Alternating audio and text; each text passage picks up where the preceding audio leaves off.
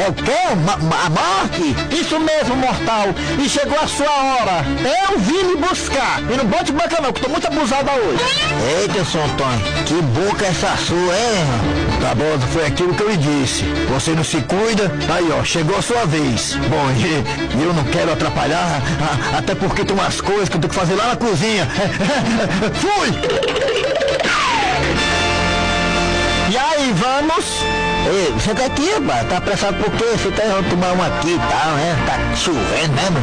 Não posso perder tempo, meu filho. Eu tenho um bocado de gente pra levar hoje. Ei, dona Morte, ele leva a mão não, mas eu pedi de amigo, vai lá. Não pode botar depois da Copa não, assim e tal. Nada disso. Regras são regras. Chegou a sua vez e pronto. Eu não posso alterar a tabela. Rapaz, mas eu tô esperando o transporte de